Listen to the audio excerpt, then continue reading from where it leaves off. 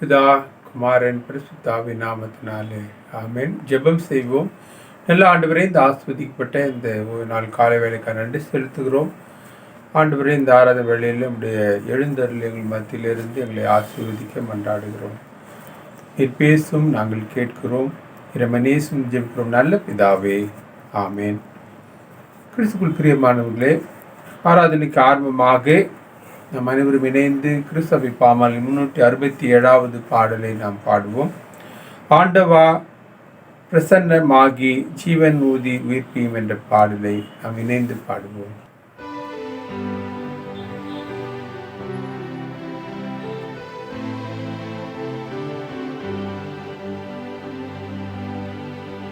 ஆண்டவா பிரசன்னமாகி ஜீவன் ஊதி உயிர்ப்பியும் ஆசை காட்டும் தாசர் மீது ஆசீர்வாதம் ஊற்றிடும். அருள் மாறி எங்கள் பேரில் வருஷிக்க பண்ணுவீர். ஆசையோடு நிற்கிறோமே, ஆசீர்வாதம் ஊற்றுவீர்.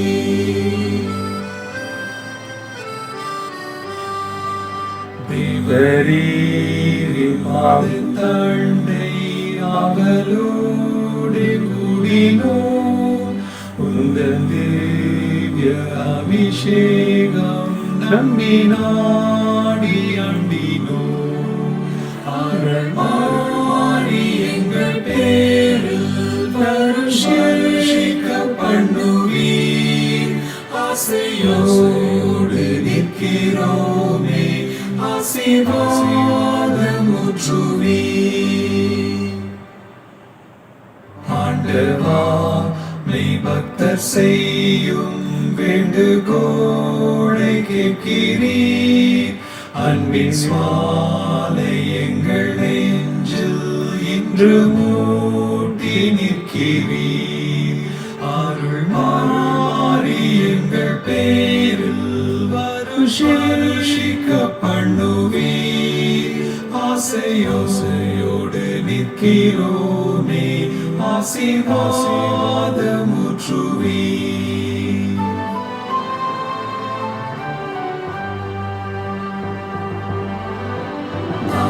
தேடும் அபிஷேகம் இயேசுவே கடாட்சியும். பெந்தெகோஸ்தின் திவ்ய ஈவை தந்து ஆசீர்வாதியும்.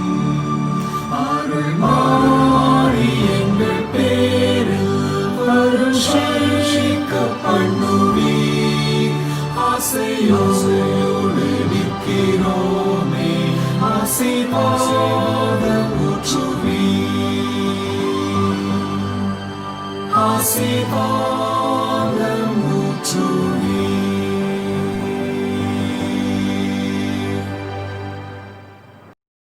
நாம் கடவுளை தொழுவோம். கடவுள் ஆவியா இருக்கிறார். அவரை தொழுகிறவர்கள் ஆவியோடும் உண்மையோடும் அவரை தொழுது கொள்ள வேண்டும். நம்முடைய பிதாவாகிய கடவுளாலும் கர்த்தராகிய இயேசு கிறிஸ்துவினாலும் உங்களுக்கு கிருபையும் சமாதானம் உண்டாவதாக. இது கர்த்தர் உண்டு பண்ணின நாள், இதிலே களி கூர்ந்து மகிழ கடவுவோம். ஆண்டவரே, எங்கள் உதடுகளை திறந்தருளும், அப்பொழுது எங்கள் வாய் உமது புகழை அறிவிக்கும். பிதாவுக்கும் குமாரனுக்கும் பரிசுத்தாவிக்கும் மகிமை உண்டாவதாக. ஆதியிலும் இப்பொழுதும் எப்பொழுதுமான சதா காலங்களில் மகிமை உண்டாவதாக. ஆமேன். திரிய கடவுளை நாம் போற்றுவோம். எங்கள் தந்தையாம் கடவுளே, உமது வல்லமையாலும் ஞானத்தாலும் எல்லாவற்றையும் படைத்து உமது குமாரன் எங்கள் இரட்சகராக தரும்படி உலகத்தில் அன்பு கூர்ந்தரேமை போற்றுகிறோம். குமாரனாம் கடவுளே, பாவத்தை தவிர்த்து எல்லாவற்றிலும் எங்களை போல் மனிதனாகி எங்கள் பாவங்களுக்காக ஒப்பு கொடுக்கப்பட்டு எங்கள் நீதிக்காக உயிர்த்து எழும்பவரையுமே போற்றுகிறோம். பரிசுத்த ஆவியானவராகிய கடவுளே, எல்லா உண்மைக்குள்ளும் எங்களை வழிநடத்தி கடவுள் எங்கள் நெஞ்சில் படுகிறமை போற்றுகிறோம். பிதா குமாரன் பரிசுத்த ஆவியாகிய கடவுளே, உமக்கு எக்காலம் எல்லா புகழும் மகிமையும் உண்டாவதாக. ஆமேன். பிரியமானவர்களே, நமக்கு பாவம் இல்லை என்பமானால் நம்மை நாமே வஞ்சிக்கொள்ளாவோம்.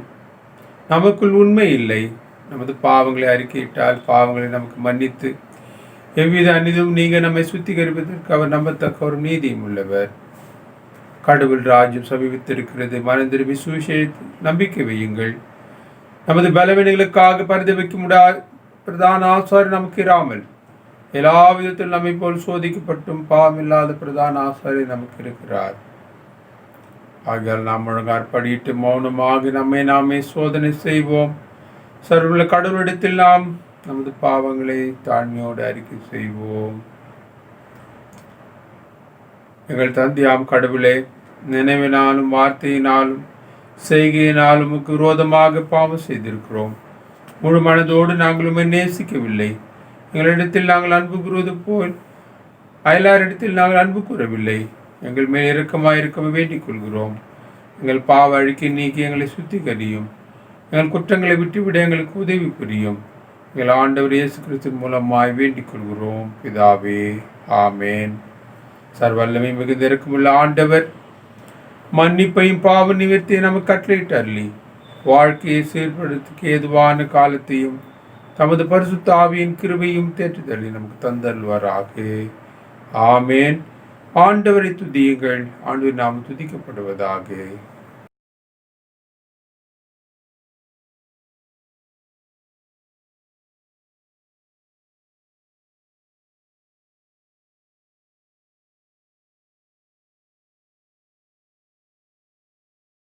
பிதா குமாரன் பரிசுத்தாவின் நாமத்தினாலே ஆமென். கிறிஸ்துக்குள் பிரியமானவர்களே, உங்கள் அனைவருக்கும் இறைவன் இயேசு கிறிஸ்துவின் திருப்பெயரிலே வாழ்த்துதலே வணக்கத்தை நான் தெரிவித்துக் கொள்கின்றேன். ஆண்டவருடைய நிறைவான அருளும் ஆசீர்வாதம் மத்தியிலே நிறைவாக தங்கியிருப்பதாக. இந்த நாளிலே கூட நாம் ஞானஸ்நானத்தை குறித்து சிந்திக்க நாம் அழைக்கப்படுகின்றோம். ஞானஸ்நானம் என்பது திருச்சபையில் ஒரு சாக்கிரமந்தாக அது கொடுக்கப்பட்டிருக்கிறது. அந்த சாக்கிரமத்தின் மூலமாக நமக்கு 3 விதமான ஆசீர்வாதங்களை நாம் பெற்றுக்கொள்கிறோம். முதலாவது, நாம் அந்த ஞானஸ்நானத்தின் மூலமாக கடவுள் பிள்ளையாக அங்கீகரிக்கப்படுகின்றோம். இயேசுவான் இவர் என்னுடைய நேசகுமாரன், இவர் பிரியமாக இருக்கிற சொன்னது போல நாம் கடவுளுடைய பிள்ளையாக நாம் அங்கீகரிக்கிறோம். 2வது, விண்ணரசின் சுதந்தர், பரலோகவாசியாக தண்ணீரால் ஆவினால் பெறப்பட்ட தேவனுடைய ராஜ்யத்தில் பிரவேசிக்க முடியாது சொன்னது போல விண்ணரசின் சுதந்திரராக அதை பெற்றுக்கொள்கிறோம். 3வது, திருச்சபையின் உறுப்பினராக இதன் மூலமாக நாம் அங்கீகரிக்கப்படுகிறோம். ஆக இப்படிப்பட்ட ஒரு ஆசீர்வாதங்கள் இருப்பதினாலே மத்தேயு 3ஆம் அதிகாரத்தில் பார்க்கும் பொழுது அநேக திரளான மக்கள் யோவான்ஸ்நானத்தில் ஞானஸ்நானம் பெறும்படியாக வருகிறார்கள். அப்பொழுது அவர்கள் ஞானம் பெறும் பொழுது வரும்போது யோவான்ஸ்நானன் அவர்களை பார்த்து சொல்லுகின்றார், பெரியன் பாம்பு குட்டிகளே, வரும் கோபத்துக்கு வகை காட்டினவன் யார் என்று சொல்லி அவர்களை எச்சரிக்கின்றார். ஏனென்று சொன்னால், தண்ணீரில் மூழ்கிட்டால் பரலோகத்துக்கு போய்விடலாம் என்ற ஒரு தவறான கருத்தை அவர்கள் கொண்டிருந்தார்கள். வெறுமனே தண்ணீர் முழுக்கினாலே நாம் பரலோகம் போய்விட முடியாது. அருமையானவர்களே, ஞானஸ்நானம் என்பது சொல்வார்கள் உள்ளான மனமாற்றத்திற்கு ஒரு வெளிப்படையான ஒரு அடையாளம் என்று சொல்வார்கள். Outward expression of inner experience சொல்வார்கள். உள்ளான ஒரு மனந்திரும்புதல், மனதுக்கேற்ற ஒரு வாழ்க்கை வாழ வேண்டும் என்று சொல்லி யோவான்ஸ்நானகன் அவர்களை வலியுறுத்துகின்றார். இதை குறித்து இயேசுவானவர் சொல்லும் பொழுது யோவான் 3ஆம் அதிகாரத்தில் நிக்கோதேமிடத்தில் சொல்லுகின்றார், நீங்கள் மறுபடியும் பிறந்த அனுபவம் உங்களுக்கு வேண்டும் என்று சொல்லுகின்றார். இப்போது நிக்கோதேமு சொல்லுகின்றார், நான் இவ்வளவு பெரியவனாக வளர்ந்த பிறகு எப்படி நான் மறுபடியும் தாயின் வயிற்றில் பிறக்க முடியும் என்று சொல்லும் பொழுது அவர் சொல்லுகின்றார், அந்த பிறப்பை நான் குறிப்பிடவில்லை. ஒருவன் ஜலத்தினாலும் ஆவியினாலும் மறுபடியும் பிறக்க வேண்டும். born of water and born of spirit. அப்படிப்பட்டவனே பரலோக ராஜ்யத்துக்கு பிரவேசிப்பான் என்று சொல்லுகின்றார். மறுபடியும் பிறந்த ஒரு அனுபவம் தேவை என்று சொல்லுகிறார். இதை குறித்து தான் அப்போஸ்தலனாகிய பவுல் தீத்து 3ஆம் அதிகாரத்தில் 3:8 வாசிக்கும் பொழுது ஞானஸ்நானம் குறித்து சொல்லும்பொழுது, மறுபடியும் பிறந்த அனுபவத்தை குறித்து சொல்லும்போது அவர் சொல்லுகின்றார், நீங்கள் மறுஜென்ம முழுக்கினாலும் பரிசுத்த ஆவியினாலும் நீங்கள் புதிதாக்கப்பட்டீர்கள் என்று சொல்லுகின்றார். முற்காலத்திலே நீங்கள் பொல்லாதவர்களாக, கடவுளுக்கு தூரமாக, பிரியமில்லாதவர்களாக வாழ்ந்தீர்கள். அவனுடைய பெரிதான கிருபையினாலே, அவனுடைய ரத்தம் சிந்ததினாலே பாவ மன்னிப்பை பெற்று, அது மட்டுமல்ல இந்த மறு ஜென்ம முழுக்கினாலே, ஞானஸ்தானத்தினாலே நீங்கள் புதிய மனுஷனாக மாறியிருக்கிறீர்கள் என்று சொல்லி அங்கே சொல்லுகின்றார். எப்படி ஒரு புதிய மனுஷனாக நாம் மாறுகின்றோம், எப்படி புதுப்பிக்கப்படுகிறோம் என்று சொல்லி பார்க்கும் பொழுது இதற்கு ஒரு நல்ல ஒரு உதாரணம் இஸ்ரவேலுடைய வாழ்க்கை. அருமையானவர்களே, இஸ்ரவேல் மக்கள் 430 வருஷம் எகிப்திலே அடிமைகளாக வாழ்ந்தார்கள். அந்த சந்ததியை பார்க்கும் பொழுது சுதந்திரம் என்பதே அவர்களுக்கு எந்த ஒரு விதத்திலும் அவர்களுக்கு அறியாதவர்களாக, ஒரு அடிமைகளாக, ஒடுக்கப்பட்ட மக்களாக வாழ்ந்தார்கள். அப்படிப்பட்ட மக்களுக்கு ஆண்டவர் 10 அற்புதங்களை செய்து, அது மட்டுமல்ல ஆட்டுக்குட்டியானுடைய ரத்தத்தை சிந்தி சாவிலிருந்து மீட்டெடுத்து அவர்களுக்கு ஒரு விடுதலை வாழ்வை கொடுக்க வேண்டும், ஒரு புதிய ஒரு வாழ்வை கொடுக்க வேண்டும் என்று சொல்லி எகிப்திலிருந்து அவர் அழைத்து கொண்டு வருகிறார். அழைத்து கொண்டு வரும்போது கூட அருமையானவர்களே, அவர்களுக்கு அந்த பயம் தொடர்ந்து இருக்கிறது. இன்னும் அவர்கள் அந்த அடிமைத்தன அந்த மனது அவர்களை விட்டு போகவில்லை. அப்படிப்பட்ட ஒரு நேரத்தில் அவர்களை அடிமைப்படுத்தியிருந்த எகிப்தியரும் அவர்களை பின்தொடர்கிறார்கள். அப்பொழுது உண்மையாகவே அவர்கள் அங்கலாய்க்கின்றார்கள். நாங்கள் எகிப்திலே இருந்து விட்டால் நன்றாயிருக்குமே என்று சொல்லி அவ்வளவு ஒரு அங்கலாய்ப்பு. இப்படிதான் அருமையானவர்களே, நாம் ஞானஸ்நானம் எடுக்கும் பொழுது ஆண்டவராகிய இயேசு கிறிஸ்துவை ஏற்றுக்கொண்டு கிறிஸ்துவ வாழ்க்கையில் வரும்பொழுது கூட அநேக நேரங்களில் இப்படிப்பட்ட சோதனைகள், பழைய வாழ்க்கை, பழைய பாவ அடிமைதனம் போன்றவை நாம் பின்தொடரும் பொழுது நமக்கு வருத்தமாக இருக்கிறது. ஏன் நம் ஞானஸ்நானம் எடுக்கிறதுனால இவ்வளோ பிரச்சனையா, பழைய வாழ்க்கையிலே இருந்து விடலாமே என்று சொல்லி ஒரு சிலர் நினைப்பது உண்டு, பகிர்ந்து கொள்வது உண்டு. அவ்விதமாக அவர்கள் அந்த அடிமைதனத்திலிருந்து மீட்கப்பட்டாலும் அந்த பழைய வாழ்க்கையை அவர் தொடர்கிறதை கண்டு அவர்கள் அஞ்சுகின்றார்கள். அப்பொழுதுதான் அருமையானவர்களே, ஆண்டவர் அவர்களுக்கு ஒரு புதிய ஒரு வழியை அந்த செங்கடல் வழியாக அவர் நடத்தி செல்லுகின்றார். அந்த செங்கடல் உடைய நடத்துதல் இந்த நாளிலே ஞானஸ்தானத்திற்கு ஒரு அடையாளமாக கொடுக்கப்பட்டிருக்கின்றது.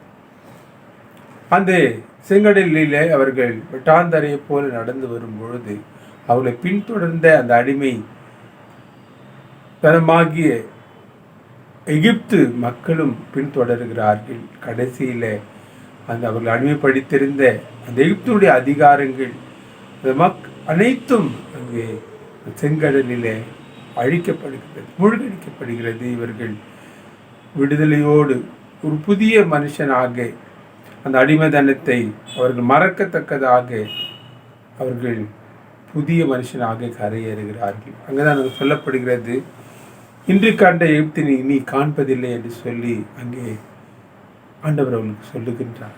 அப்படிப்பட்ட ஒரு புதிய ஒரு மனுஷனாக, புதுப்பிக்கப்பட்ட ஒரு சுதந்திரவாளியாக அவர்கள் பிரவேசிக்கின்றார்கள். இதே போலதான் அருமையானவர்களை, நம்முடைய ஞானஸ்நானத்திலே கூட நம்முடைய பழைய பாவ வாழ்க்கை, நம்முடைய சாபமான காரியங்கள் அனைத்தும் அந்த ஞானஸ்நானத்தின் மூலமாக போல் சொல்வது போல அந்த மறுஜென்ம முழுக்கினாலே அது அழிக்கப்பட்டு பரிசுத்த ஆவியினாலே புதிதாக்கப்பட்டவர்களாக நாம் கடந்து வருகின்றோம். அதுதான் அந்த உன்னதமான ஒரு அனுபவம், புதுப்பிக்கப்பட்ட ஒரு அனுபவம், மீட்கப்பட்ட ஒரு அனுபவம். அதுதான் இஸ்ரேல் மக்கள் செங்கலை கடந்த பொழுது அவர்கள் பாடுகின்றார்கள். மிரியாம் தலைமையில் கர்த்தர் எங்களுக்கு விடுதலை கொடுத்தார் என்று சொல்லி அவர்கள் பாடுகின்றார்கள். மீட்பை கொடுத்தார், எங்களுக்கு சுதந்திரத்தை கொடுத்தார் என்று சொல்லி பாடுகின்றார்கள். ஞானஸ்நானம் கூட அருமையானவர்களே, புதிய ஆண்டவர் கொடுத்திருக்கின்ற ஒரு மறுஜென்ம வாழ்வை குறித்து, புதிதாகப்பட்ட ஒரு வாழ்வை குறித்து நாம் கொண்டாட நாம் அழைக்கப்படுகின்றோம். ஏன்னா சங்கீதக்காரன் கூட 32 வாசிக்கும் பொழுது அவருடைய பாவங்கள் மன்னிக்கப்பட்டது, அவருடைய மீறுதல்கள் மன்னிக்கப்பட்டது, அவர்கள் பாக்கியவான்கள் என்று சொல்லி அங்கே சொல்லுகின்றார். கொண்டாடுகின்றார். ஆண்டவர் கொடுத்த அந்த மன்னிப்பின் நிச்சயத்தை நினைத்து ஆண்டவர் அங்கே கொண்டாடுகின்றதை நாம் பார்க்கின்றோம். ஆகவே இது ஞானஸ்தானம் என்பது ஆண்டவர் கொடுக்கின்ற ஒரு புதிய ஒரு மகிமையான புதுப்பிக்கப்பட்ட பரிசுத்தமாக்கப்பட்ட சுத்திகரிக்கப்பட்ட வாழ்வை நினைத்து கொண்டாடுகின்ற ஒரு வாழ்வு தான் இந்த கிறிஸ்தவ வாழ்க்கை. அருமையானவர்களே, அது மட்டுமல்ல அருமையானவர்களே, ஞானஸ்தானம் என்று சொல்லும்போது ஏதோ ஒரு குறிப்பிட்ட காலத்தில் குழந்தைகளோ அல்லது வாலிபர்களோ எடுத்து விட்டோம், இப்பொழுது அது நமக்கு சம்பந்தமில்லை என்று சொல்லக்கூடாது. அருமையானவர்களே, நாம் ஞானஸ்தானம் எடுக்கும் பொழுது ஆண்டவர் நம்மை சேற்றிலிருந்து தூக்கி கரையில் விடுகிற ஒரு அனுபவம். ஆகவே அதிலிருந்து நாம் இந்த கரையிலே அந்த மேலான அந்த பரிசுத்த வாழ்க்கையிலே மனதுமிகின்ற ஒரு வாழ்க்கையிலே வாழ நாம் அழைக்கப்படுகின்றோம். ஆகவே இந்த பாவ உலகத்தில் பார்க்கும் பொழுது நம்மை தொடர்ந்து வருகின்ற அநேக சோதனைகள் உண்டு. இஸ்ரவேல் மக்கள் செங்கடலை பிளந்தார்கள்.